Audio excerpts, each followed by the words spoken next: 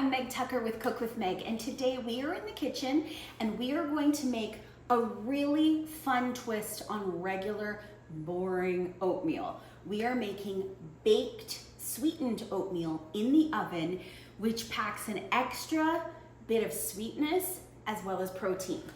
There is my recipe. At Cook with Meg, we always have our recipe handy. You will see me glancing at it. And the first thing we need to do is get a big bowl, and we need to prep, which I've done, an 8x8 or 9x9 pan. Just a very simple baking pan. It can be glass, ceramic. Mine happens to be metal, like a metal pan, so we're good. Who's ready? Should we make some baked oatmeal? I love this. What I also love about this is that it totally gets customizable. I think I may have, did I make that word up? But you can kind of take it in whatever flavor direction you want. Today we are going sort of a sweet and cinnamon and wintry flavor.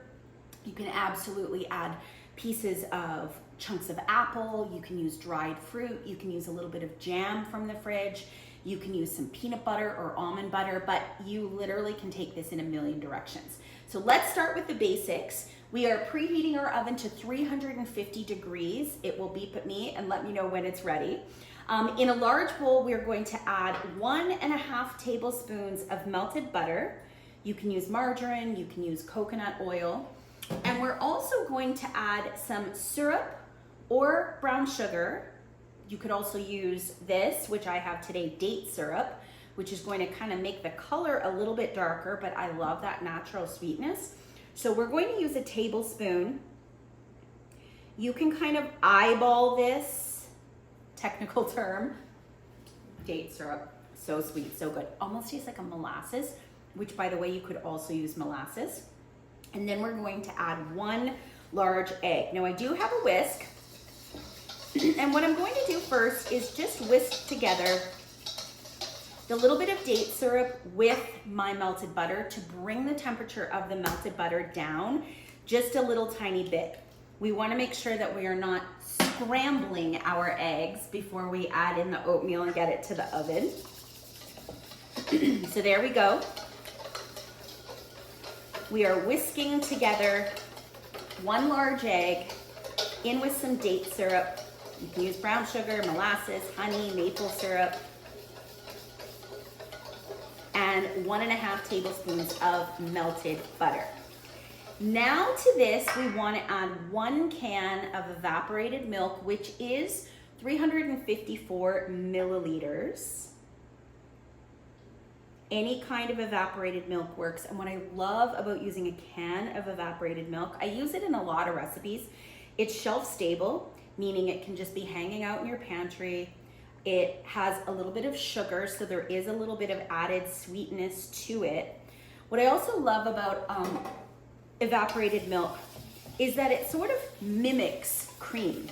So if you ever have a recipe where it calls for cream, like whipping cream or thicker cream, grab a can of evaporated milk. Chances are you're going to be saving a lot in the healthy department.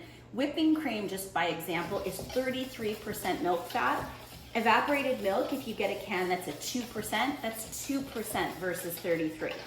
So it's delicious, it's a little thicker, it's got a bit of sweetness, and it kind of mimics, pretends it's cream without it being cream. So evaporated milk, I'm a big fan of. All right, so we now have in our bowl melted butter, we've got some date syrup or something sweet, we've got our egg, and we also have our milk. The next thing we want to do is we want to start adding in our dry. So the dry ingredients today, obviously, oats is the big star. We need 1.5 cups of old-fashioned or rolled oats. You can use quick cooking oats. It all works. The only oat that we want to stay away from for this recipe would be steel cut oats. They need a lot of cooking. They are, it's almost like an uncooked rice. It will not work for this particular recipe. And you'll notice that I'm actually going to say goodbye to my whisk. Thank you for your service. And I am going to switch to a spatula.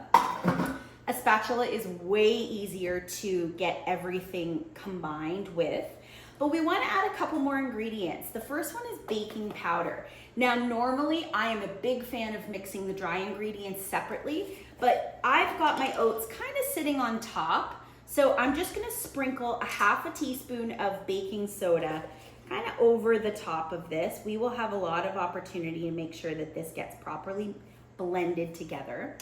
But baking powder, did I say baking powder? Baking powder is called a leavener.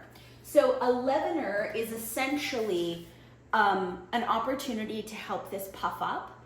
The egg is also a beautiful opportunity to help this puff up. Let me go check on my preheated oven. I'll meet you back here in just a sec. All right, we have added our half a teaspoon of baking powder, and now we want to add a little bit of cinnamon. We want that really warm, delicious, wintry, fall, wintry warmth, and cinnamon a little goes a long way. So a half a teaspoon is plenty. If we start adding more than that, you are getting into it becoming kind of a punch in the face and very, very almost bitter. So don't go more than a half a teaspoon. The last ingredient is salt, and we definitely do want to add about like a quarter teaspoon. It doesn't have to be a great big amount at all. That's it. We're going to give this a stir. You might say it feels a little soupy. How is that going to bake up together? But remember, it's got the egg and it's got the baking powder. And the secret with making a baked oats is that you definitely are going to see those oats act as little sponges. Almost like pasta, how it absorbs a lot of the liquid. The same thing happens with oats. So here we go. Give it a nice stir. I have sprayed my baking dish with nonstick spray, and I'm literally now going to pour everything into the baking dish. It's kind of like magic. We're gonna put this into a preheated 350 degree oven, and we're gonna let it bake for about 30 minutes. It might even be like 30 to 35. But before it goes into the oven, I kind of like to make sure that my oats are nicely spread out. Sometimes you can get like a few little bits that don't make their way there. And then my secret is a little bit, clean hands, of a little sprinkle of brown sugar all over the top. So we've got that little bit of date syrup, but who doesn't love a little sprinkling of brown sugar? And what that actually is going to do when this is in the oven is almost produce like a little sticky bit of caramel on top. Now I keep dipping my fingers in, but I've probably only done maybe like a teaspoon and a half, maybe 2 teaspoons. Totally up to you. I want you to do what makes you happy. Let's pretend that I was a big fan, well I am, but if I were using, let's say, jam, maybe I do a few little dollops.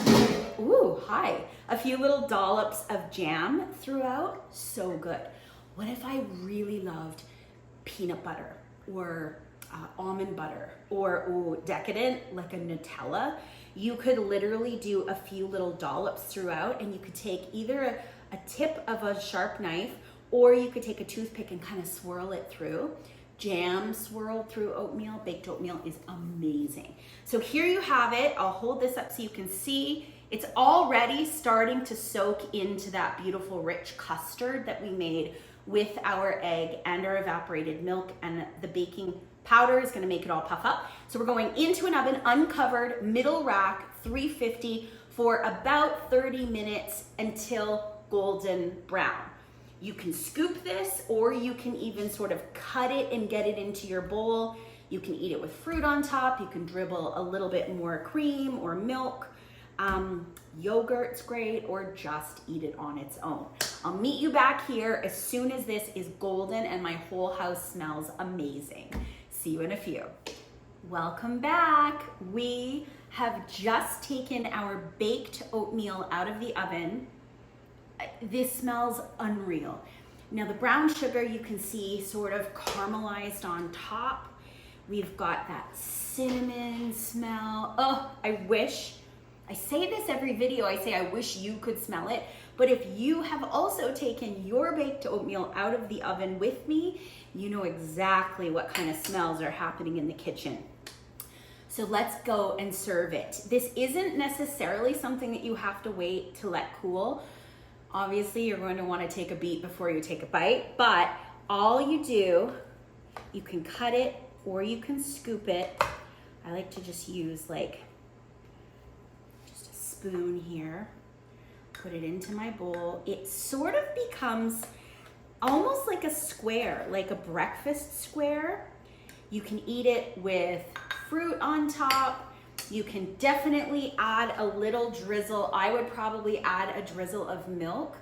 But if you want to just slice them and let them fully cool and take them as like a little bar on the go, you are good to go.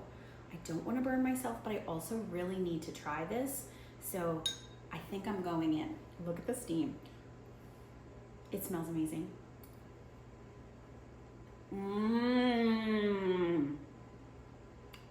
Okay, that's amazing.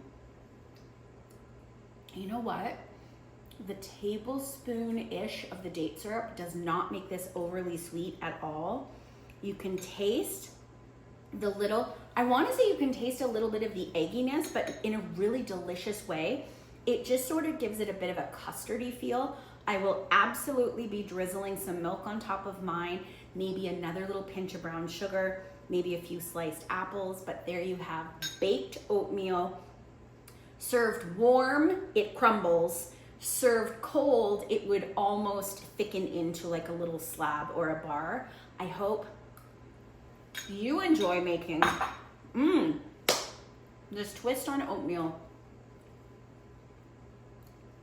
Flavorful, warm, comforting, like a big hug.